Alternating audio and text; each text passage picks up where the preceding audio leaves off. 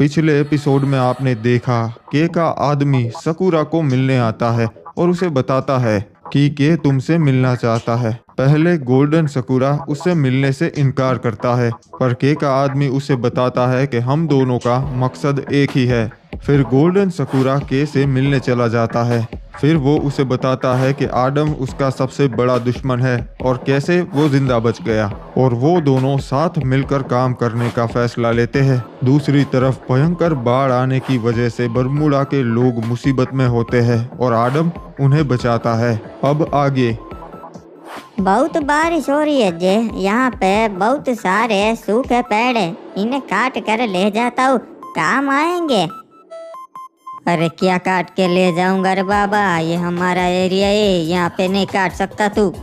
अरे ये मिल का एरिया है जी, तुम्हारा एरिया कब से हो गया? अरे नहीं रे बाबा, मिल में सिर्फ ऊपर का एरिया आता है, नीचे वाला सारा केप टाउन में आता है। अरे तुम मेरे से बहस क्यों कर रहे? अब तो पूरा बरमूडा एक है, जो भी हो काटने दे। अरे सिर्फ बरमूडा का राजा एक है, पूरा बरमूडा एक नहीं है रे बाबा, समझ गया? तू अपनी औकात दिखाने लगा है, क्योंकि तेरा राजा पबजी वाला है ना, तो तू भी उसके जैसे ही होगा। अरे यार बाबा, जैसे भी हो, तुम्हारे से तो बहुत अच्छे है।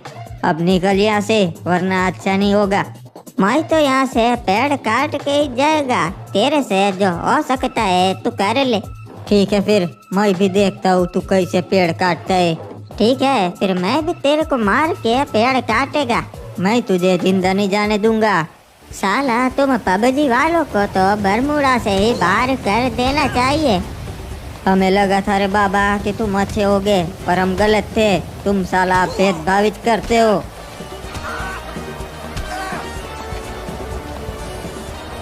आए बड़े, हमें बरमूडा से बाहर निकालने वाले।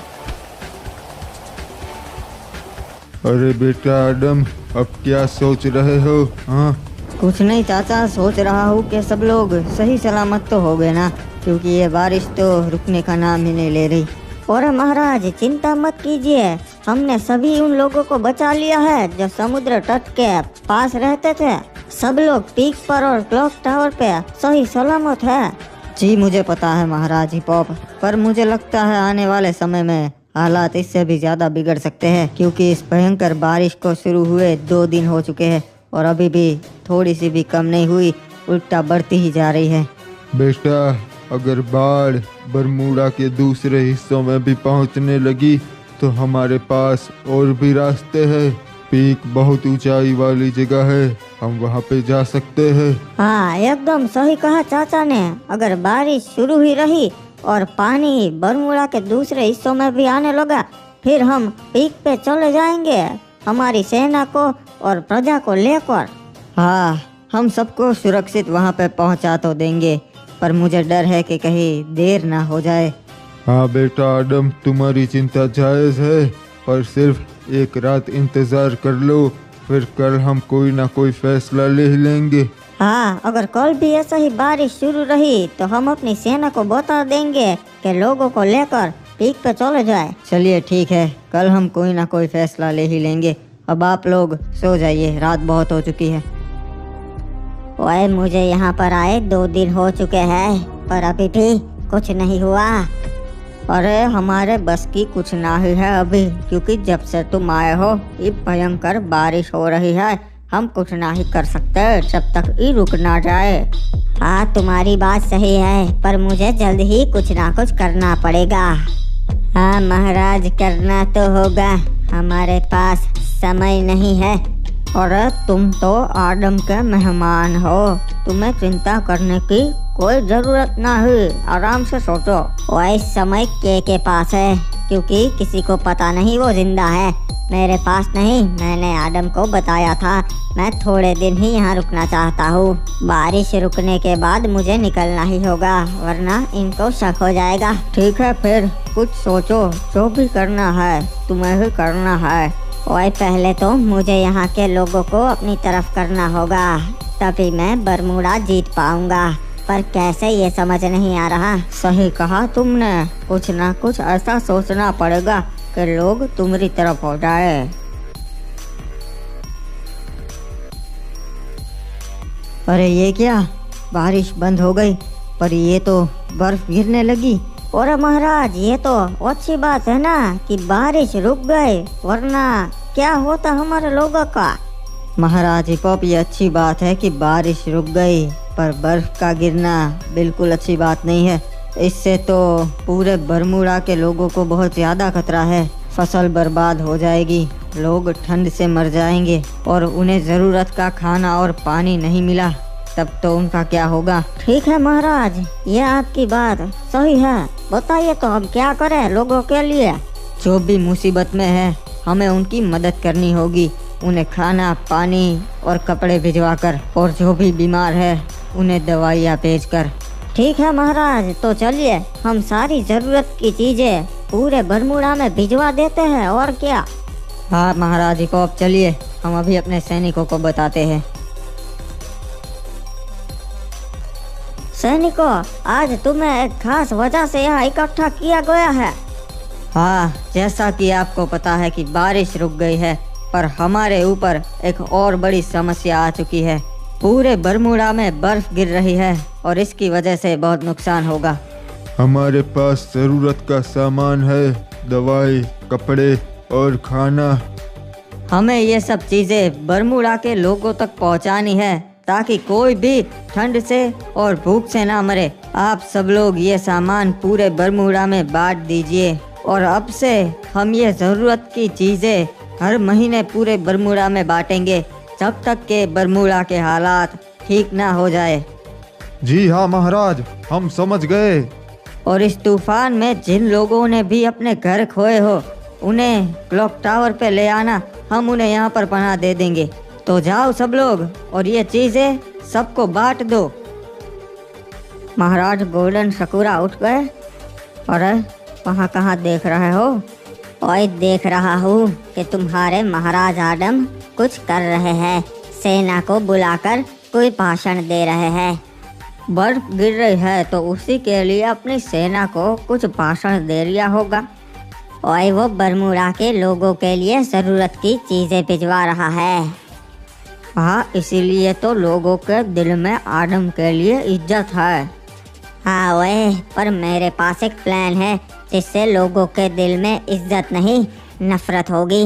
आडम जो ज़रूरत की चीज़ें भिजवा रहा है, अगर वो लोगों तक पहुँचे ही ना तो लोग आडम से नफरत करेंगे।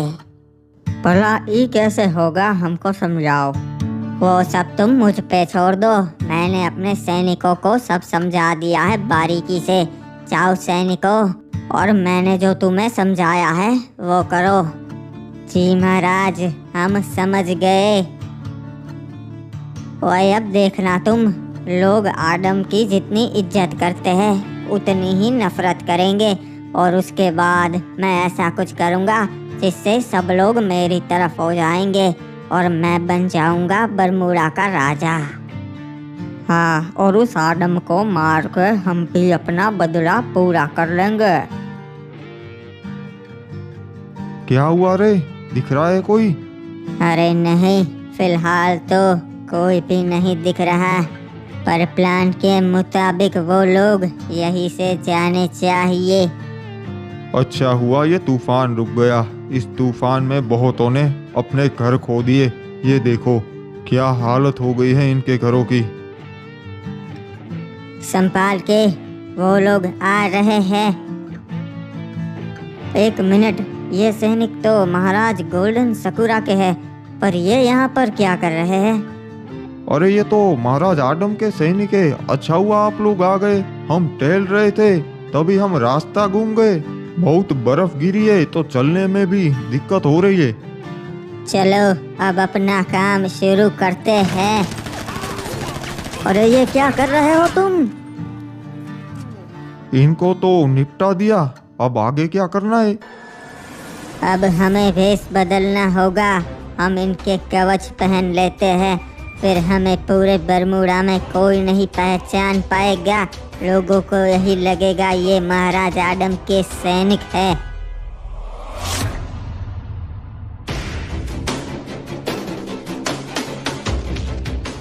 एक बात बता रहे, अब इस सामान का क्या करना है? अपने घर पे ले जाए क्या?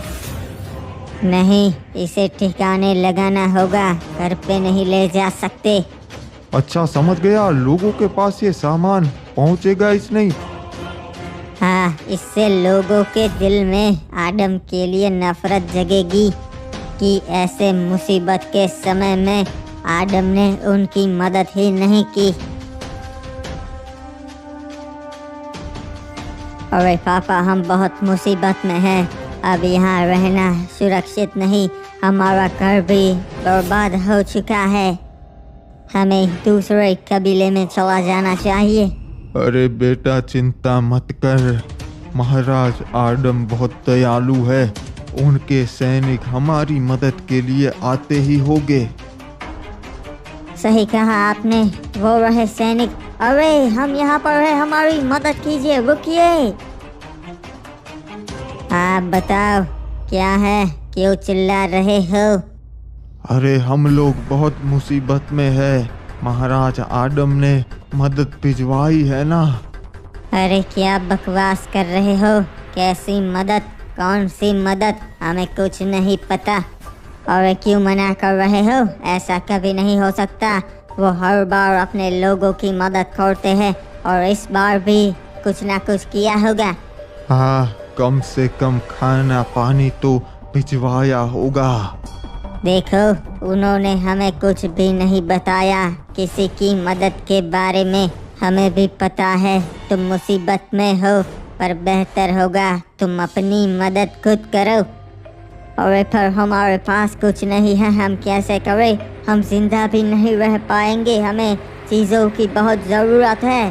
वो पूरे बरमूडा के महाराज हैं, उनके पास और भी काम होते हैं, ना कि सिर्फ तुम्हारी मदद करना।